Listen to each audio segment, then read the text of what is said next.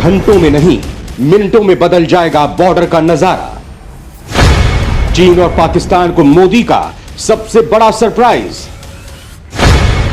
सुरंगों के जाल का तगड़ा मायाजाल, जिनपिंग हुए बेहाल। चीन बॉर्डर पर अब भारतीय सेना का भयंकर भौकाल।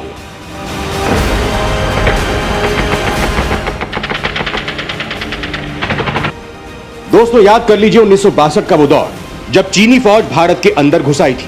भारतीय फौज को बॉर्डर तक पहुंचने में ही बहुत तकलीफ हो रही थी।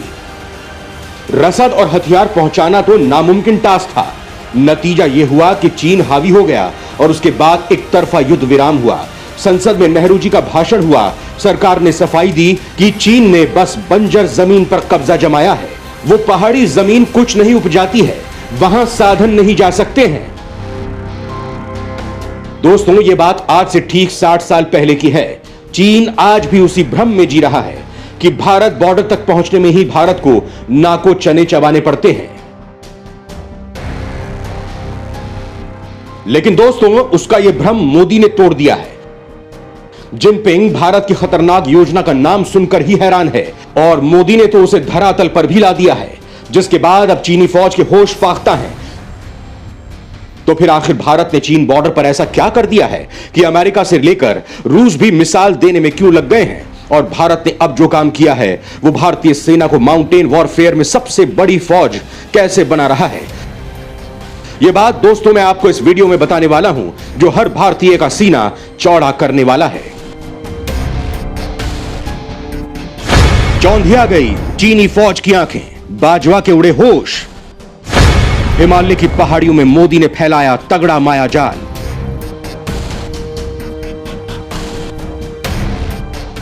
दोस्तों, इस वक्त चाइना बॉर्डर पर भयंकर तनाव जारी है।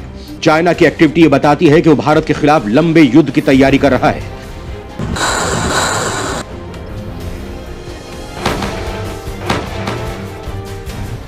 सीमा तक पहुंच मजबूत करने के लिए चाइना लगातार बॉर्डर पर इंफ्रास्ट्रक्चर डेवलप कर रहा है। सड़क से लेकर दूसरे ट्रांसपोर्टेशन वे को भी विकसित किया जा रहा है। एलएसी पर अपनी फौज को खतरनाक हथियारों के साथ तैनात कर रहा है। इतना ही नहीं, नेपाल की जमीन को हड़पने के बाद उसकी कोशिश एक बार फिर से भारत पर हमला करने की है, तो अपने दूसरे पड़ोसियों की जमीन से लेकर समुद्र तक में जबरन घुसने की भी वो कोशिश में लगा है। लेकिन दोस्तों, भारत ने उसकी अकड़ निकालने की पूरी तैयारी कर ली है। पहले उसने 2017 में डोकला में भूटान की जमीन में घुसने की कोशिश की थी। तब भारतीय सैनिकों ने चपटी नाक वाले चीनी सैनिकों को नानी याद दिला दी थी और इसके बाद गलवान घाटी में भारतीय फौज ने चीनी सैनिकों की लाशें बिछा डाली। दोस्तों, इस घटना से चीन को अपनी औकात का पता चल गया। लेकिन इसी दौरान मोदी सरकार यह भी जान गई कि सीमाओं को और ज्यादा मजबूत बनाना बहुत जरूरी है, क्योंकि चीन लगातार सीमा पर सैनिकों और हथियारों की तादाद बढ़ा रहा है। वो किसी भी कीमत पर पीछे हटने को तैयार नहीं है। तो वहीं भारत का दूसरा पड़ोसी देश पाकिस्तान चाइना से कदम मिलाकर चल रहा है। लिहाजा चाइना की हर हरकत का करारा जवाब देने के लिए भारतीय सेना ने असली जाल बिछाना शुरू कर दिया है। और यह माया जाल है सुरंगों का जाल। यानी ना सर्दी की फिक्र और ना ही गर्मी की टेंशन। किसी भी वक्त सेना बिना किसी खौफ के पहाड़ों के अंदर ही अंदर बहुत तेजी से बॉर्डर तक पहुंच सकती है। मोदी के हुंकार के बाद भारतीय सेना के लिए इंफ्रास्ट्रक्चर डेवलप करने की रफ्तार को बहुत तेज किया गया है और देखते ही देखते भारत ने वो रिकॉर्ड बना डाला है जो अमेरिका भी नहीं तोड़ सकता है। दोस्तों, अब जो खबर सामने आई है उसे सुनकर ही आपका सीना गर्व से चौड़ा हो जाएगा। दोस्तों, भारत ने कुछ ऐसी तैयारी कर ली है जिससे चाइना की बेचैनी बढ़ गई है और पाकिस्तान के होश उड़ चुके हैं।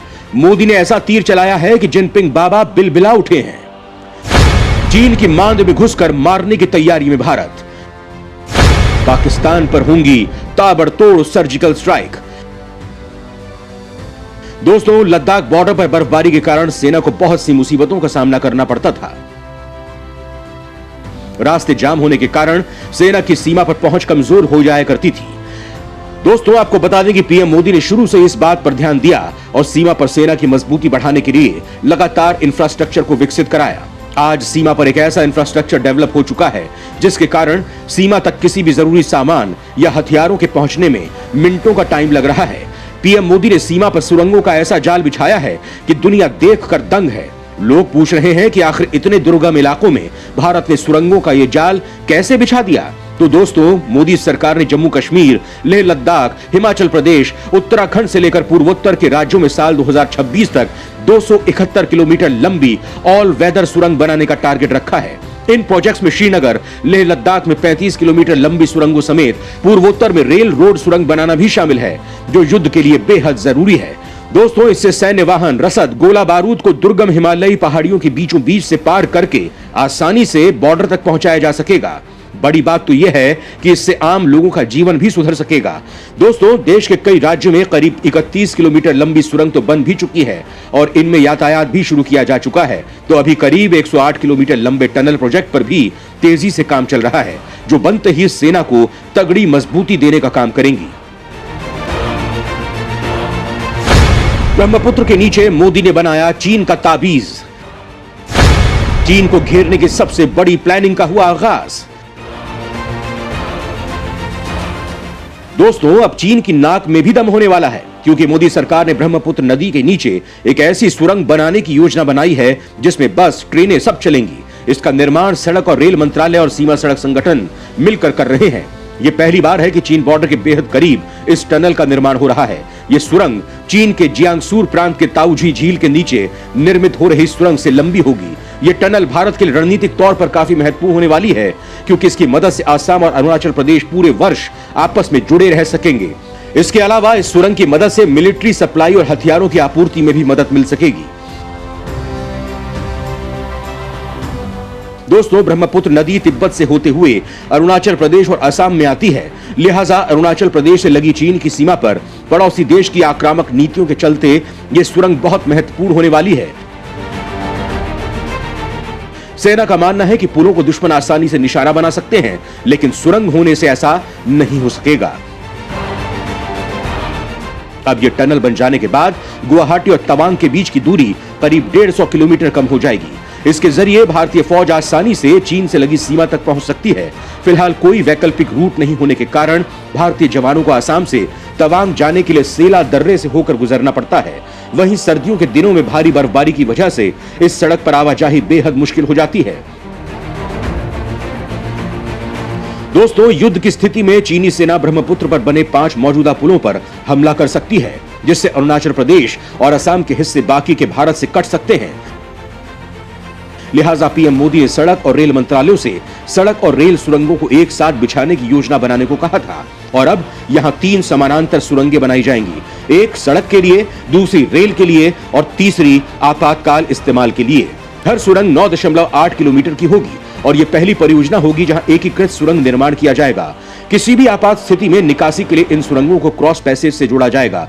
इन सुरंगों पर करीब 7,000 करोड़ रुपए खर्च होंगे। दोस्तों, जो काम कल तक नामुमकिन माना जा रहा था, वो अब भारत की सरकार करने में लगी है।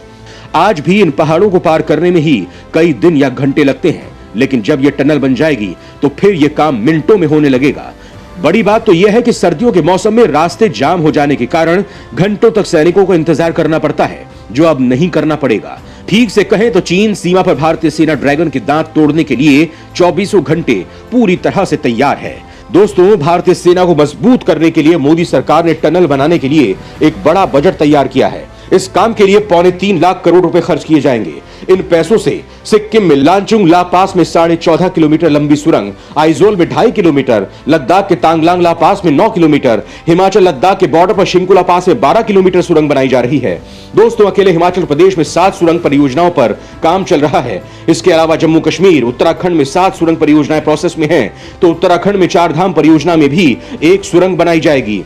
देश में बन रही सुरंगों में सबसे खास टनल जो जिला टनल है, जो श्रीनगर से लद्दाख का सड़क संपर्क हर मौसम में बनाए रखेगी, क्योंकि सर्दियों में लद्दाख 5-6 महीनों के लिए पूरी तरह से कट जाता है। इसके अलावा करीब 9 किलोमीटर लंबी बनिहाल काजीकंड टनल और करीब 6.5 किलोमीटर लंबी जेड मोड़ सुरंग सीमा तक आसान पहुंच बनाएंगी। इस वक्त मोदी सरकार 24 टनल बनाने में दिन रात लगी है, जो भारत को तेजी से मजबूत बनाने का काम करेंगी।